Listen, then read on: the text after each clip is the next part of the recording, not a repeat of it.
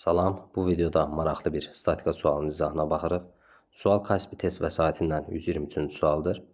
Uzunluğu 40 sm olan milin yarısı dəmirdən, yarısı isə alüminiumdandır. Onun ağırlıq mərkəzi A ucundan nə qədər məsafədə yerləşir?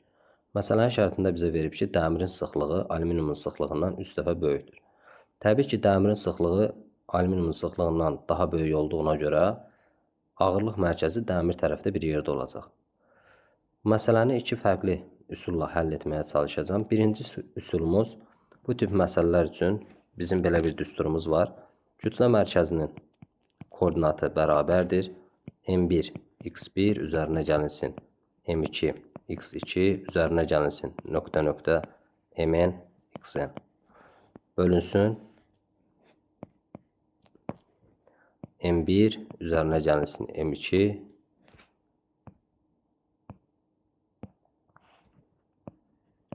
üzərinə gəlsin nöqtə mn.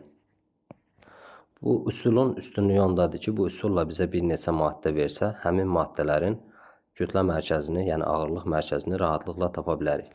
İndi bizə məsələdə 2 maddə verdiyi üçün bu düsturu 2 maddə üçün yazaq. Kütlə mərkəzinin koordinatı bərabərdir. M1 x1 üzərinə gəlinsin M2 x2 bölünsün M1 üzərinə gəlinsin M2.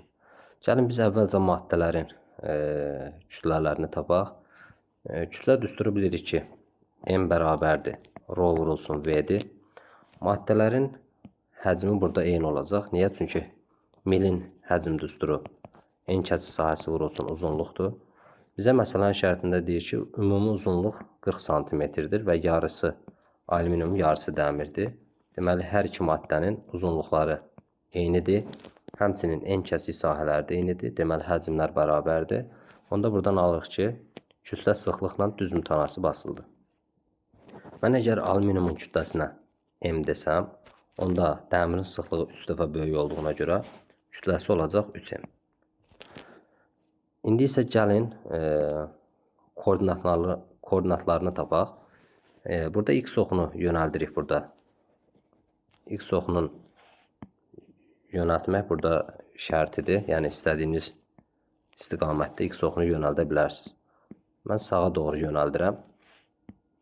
X oxumuz oldu sağa doğru.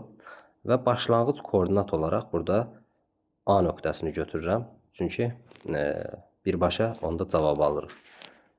Yəni bizim 0-cı koordinatımız elə olacaq burada A nöqtəsi.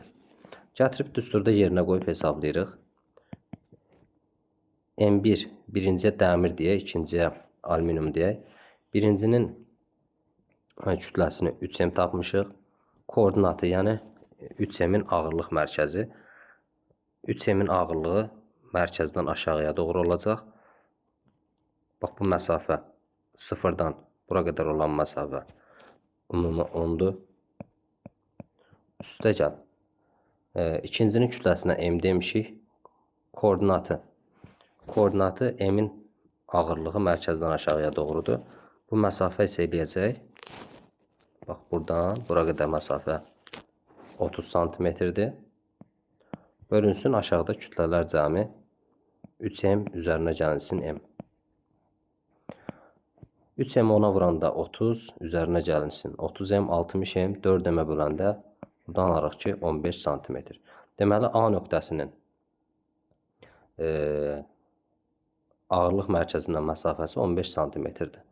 Bu məsələnin bir həll üsuludur. Başqa necə yaza bilərik? Burada ağırlıq mərkəzini bu formada da tapa bilərik. Fərz elə ki, ağırlıq mərkəzi bax, bu hissədə bir yerdədir.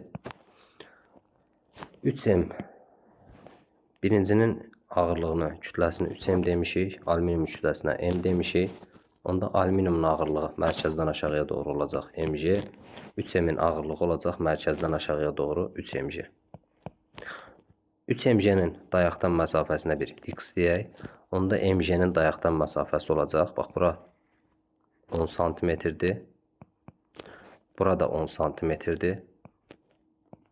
Onda Mg-nin dayaqdan məsafəsi olacaq 20 minus x. Çünki 3 mc ilə mc arasındakı məsafə ümumi 20 santimetrdir. X üzərinə gəlsin 20 minus x. Bunları biz toplasaq yenə 20-ni bizə verir. Momentlər qaydasını yazaq.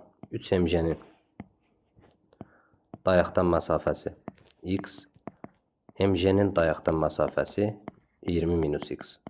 Burada mc-lər gedir. Alırıq ki 3x bərabərdir 20 minus x-a, 4x bərabər 20, x-i buradan tapırıq ki 5 santimetr. X bizdə burada 3 mc-nin dayaqdan məsafəsidir. Bizdən A-nın dayaqdan məsafəsini soruşur. A-nın dayaqdan məsafəsi olacaq. Bax, bura 10-dur. X-i də 5 tapdıq. Cəmi eləyəcək. A-nın dayaqdan məsafəsi 15 santimetr. Sağ olun, növbəti videolarda görüşənədək.